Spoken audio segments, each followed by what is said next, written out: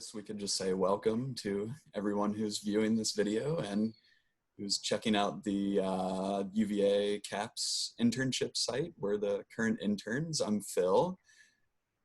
You guys want to introduce yourselves? Yeah, I'm Rachel. I'm Corinne.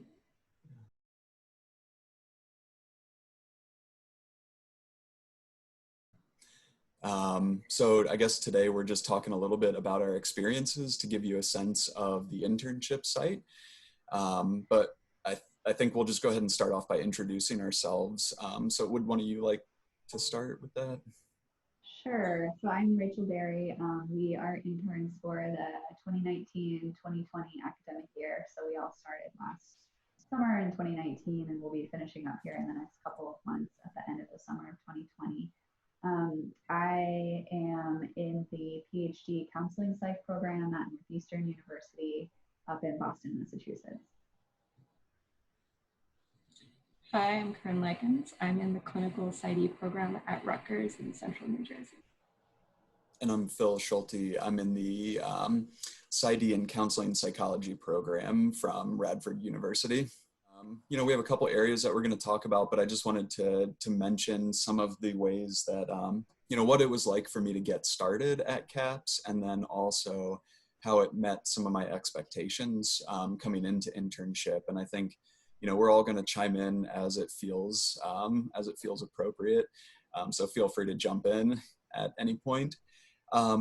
You know, I think when I think back to getting started, I remember we did a lot of training at the beginning, which was a very helpful and rewarding experience. I think, you know, at times it felt like there was a lot of training coming in, but I remember everybody really saying like, it's okay if you don't remember everything. You know, this is really just to kind of get your feet wet and get a sense of the culture and a sense of the experience. Pretty quickly, we started taking on clinical work, and I remember feeling pretty supported in that right away. You know, supervisors were able to, I feel like, really assess where I was at and felt comfortable letting me kind of take the lead on things. But also, if I needed help in a certain area, they were very responsive to that and very engaged in that process. I think since the very beginning, I remember that sticking out to me. As far as how it met expectations for me, I mean, I came in, you know, wanting to look at counseling centers. And so in a lot of ways, this fits with the counseling center experience. One of the things that really drew me was like the relational component to the training. And I feel like that was certainly a piece that was met for me as far as what I was hoping to get and what I actually did get.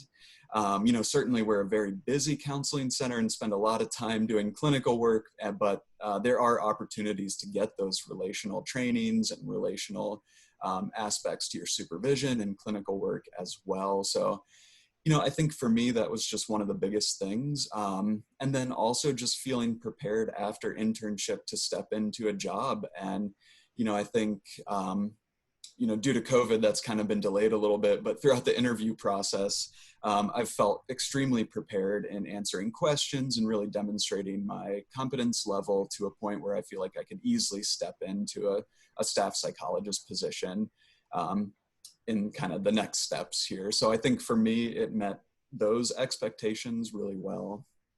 Yeah, I think I shared the goal or like the appeal of the relational model. So that was a big reason for me for ranking the site highly. And I think that it has met that goal, particularly through supervision. There are a lot of different options for supervisors at CAPS, and you have really 3 primary supervisors, although there's more people you interact with in supervision for specific activities.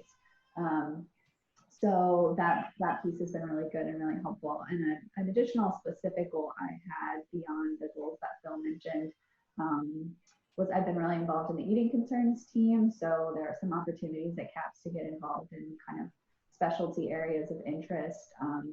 So if you have something unique like that, a goal you want to get met during your time at CAPS, that's something that you can definitely talk to Matt and your supervisors about and figure out ways to fulfill that niche.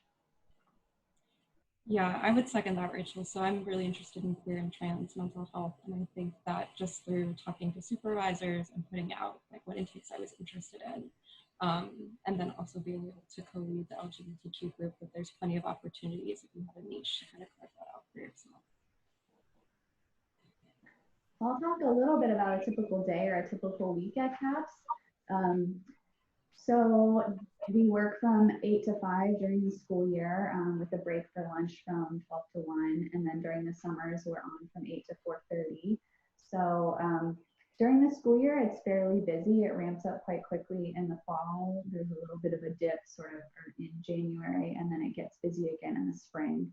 So during the busy parts of the semester, the main thing that we're doing is clinical work and training. So you might have maybe anywhere from 3 to 4 or 5 therapy sessions in a day.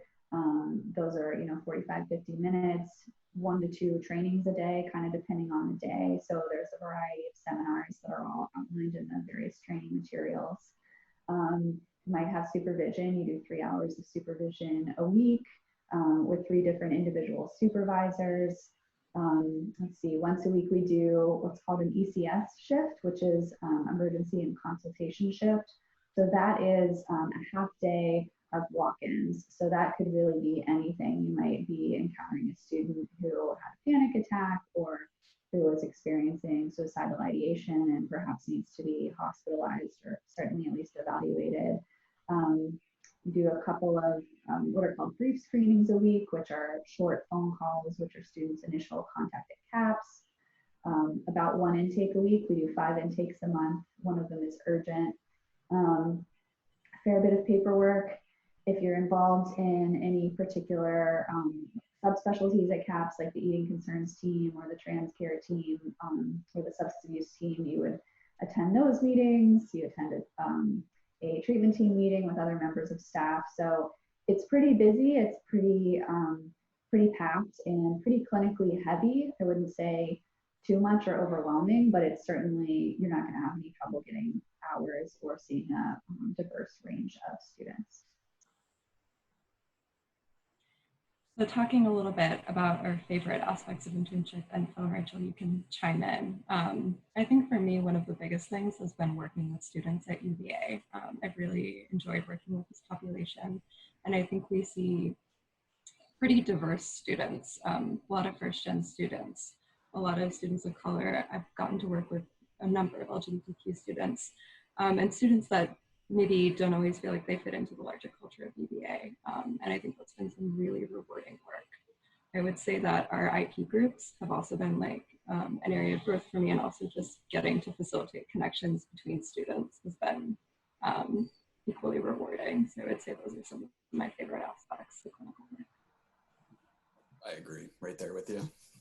Yeah, I'm glad you mentioned group strength, because that's a piece I forgot to mention of the weekly schedule, is each of us co-leads an interpersonal process group with a senior staff member. So it's a really rewarding experience, and another way that you get to interact with someone on staff and kind of get ad hoc supervision from that person. Yeah, I would agree. I think considering the reputation of UVA as a university, the students that we see are surprising. Like it's more diverse than I would have expected, just given the reputation of UVA as an institution. And I really like being on the eating concerns team, and have found that to be very, very valuable to my training and specific to that goal that I had. Mm-hmm. Let's see. So I think that we all feel pretty valued as a team member in terms of the expectations of your work responsibilities. You're pretty seamlessly integrated into staff.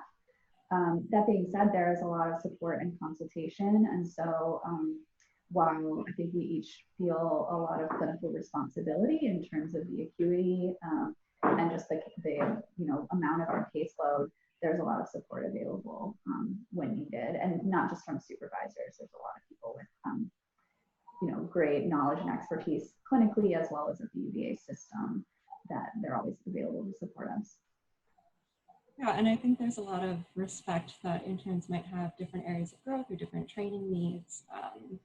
And that's usually an ongoing dialogue with Matt, our training director, and I felt pretty well supported in that respect, that yes, there's clinical acuity, and yes, there's quite a bit of support, but there's also some flexibility if for some reason your portion ends up being higher than you expect. And I think that that's a really important part of this internship.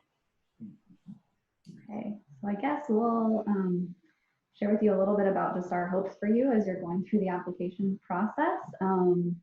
So my hope is that you really are able to get a sense for if UVA CAPS is a good fit for you. I know it's probably a challenge if you're not able to attend an in-person interview, but I'm hopeful that through these videos, you're able to get a sense of what the staff is like and what it feels like, because I think it's so important to be at an internship site where you really feel like it's the right match for you. I would echo that, and I think I would say that the warmth of the staff that gets conveyed in the videos and that you will likely see on your interviews holds out, and that's my expectation. So I think that's something I want to chime in on. But I've really enjoyed my relationships with my coworkers and felt valued there. So I hope that shows through. Yeah, I don't think I really have anything to add to that except for just agreeing that, I think the relationships have been a big part of my experience here because, at the end of the day, it's who you work with and you spend a lot of time with them. And I felt, well respected and easy to connect with others. And so I think, I hope that comes through in the videos, but also just wanted to, recognize that. And that those things have held up even though we've gone remote and have been navigating that. Yes. I think there's something special about this site. Yeah. So I think the last piece would really be talking a little bit about what it's like to live in Charlottesville. And, I commute every day, or did commute before COVID. So I don't necessarily have the best experience of living in Charlottesville. So we'll let Rachel and Corinne give you a little bit about their experience.